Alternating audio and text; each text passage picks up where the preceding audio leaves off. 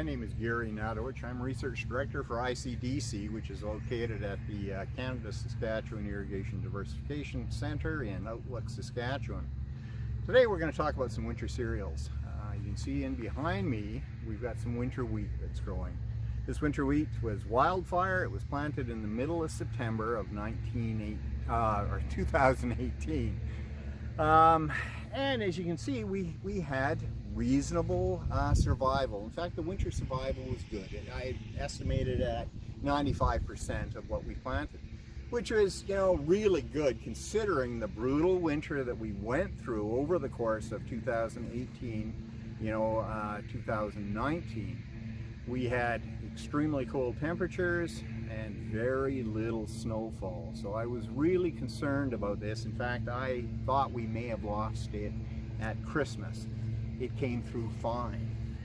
The intent of this study is really we're trying to develop best management practices for winter wheat, which historically has not been a big crop in irrigated agriculture. Typically, under irrigation, most of our crops are a little late to mature or longer than dryland producers would be used to. And that squeezes that time frame of the first couple weeks of September where ideally you should be planting winter wheat. With the advent of earlier maturing varieties of all classes within cereals and oilseeds, winter wheat becomes a viable option for us. And that's what we are looking at here. In developing best management practices, one of the things we want to look at is follow the 4R principles of nutrient management. And 4R is simply the right place, the right source, the right time, and the right rate of fertilizer that's going down. And that's what we're demonstrating here. Traditionally, what we talk to producers to do with winter wheat is to broadcast their fertilizer requirements in the spring. And that's fine, but it lends itself to potential losses. Urea is the primary form of nitrogen that we've got, and broadcast applications of urea tend to lend themselves to making that fertilizer gas off and it's lost to the environment. That's a problem both climatically for us and environmentally. But it's a big hit on the pocketbook when you're investing that dollars into fertilizer and it's simply becoming unavailable for the crop. So we are looking at both rates and times of application, and to some extent we are looking at placement of application. What we've done here is we have looked at that typical broadcast spring applications, and we are using rates of 0, so we're not applying any nitrogen whatsoever, 60, 90, 120, 150, and all the way up to 180 pounds of nitrogen. Now that's combined nitrogen between what's in the soil and what we are adding. So it's total amount of available nitrogen to that winter wheat crop through those fertilizer applications and what we have in the soil. That's the broadcast applications. As I say, broadcast spring applications can be fine, but they can lend themselves to losses. What else are our options? Well, we can apply it all at the time of seeding in the fall. And certainly for dryland farming or, historically in Western Canada, fall fertilizer applications are not all that unusual. It's a common practice.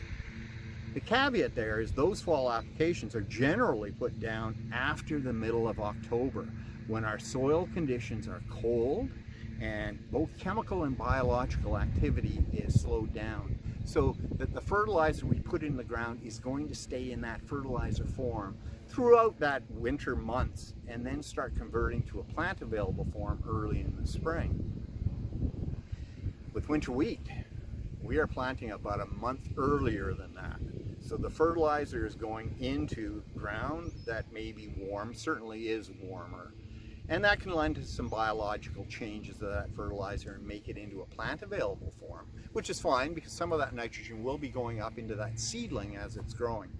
But it's also prone to, particularly under wet conditions, we can see some gassing off of that nitrogen in the fall and hence loss mechanisms being involved.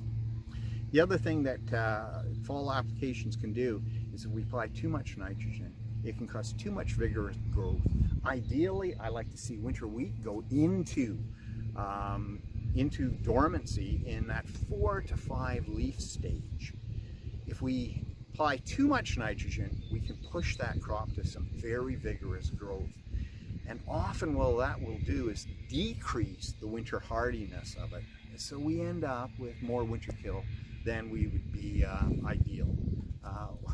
Winter kill is not ideal, more winter kill than what we would deem as acceptable by any stretch of the imagination. So it is a problem. But in this study, we have done that in this way. If it's a dry fall, chances are that nitrogen is going to be fine. In fact, it can be every bit as good in dry falls as the spring broadcast, and potentially even better. So we've taken those same rates of urea and we've applied them as a sideband application at the time of seeding in middle September. The third option that's available to people would be a split, a combination of those two, and that's what we've done here. We've taken that rate, be it 60, 90, 120, 150, or 180 pounds of N, and we've put half of that rate on as a band in the fall at seeding and retained the other half and broadcast in the spring. This form, it's split. The bad side or the downside of this application is there's some additional costs. You've got another application timing over the field in the spring. So there's some additional costs. The plus side of it, the pro of this, is both research at Lethbridge by Brian Bears at Ag Canada in Lethbridge, Alberta, and by Chris Holzapfel in Indian Head at IHARF at Indian Head, Saskatchewan, has shown that the split applications can be very effective. In fact, better than either the fall or the spring broadcast type of applications. So this trial, which is being funded by both ADOPT, which is a joint provincial and federal program where dollars are coming under the CAP program, and this trial is being funded by Fertilizer Canada. The objectives of this study are to determine what is the most viable way of applying fertilizer for winter wheat production. Can we duplicate the split applications that have been shown to be the most successful in other regions of the province? Does it apply to irrigation production? Stay tuned and we will give you an update in the winter with the results of this trial.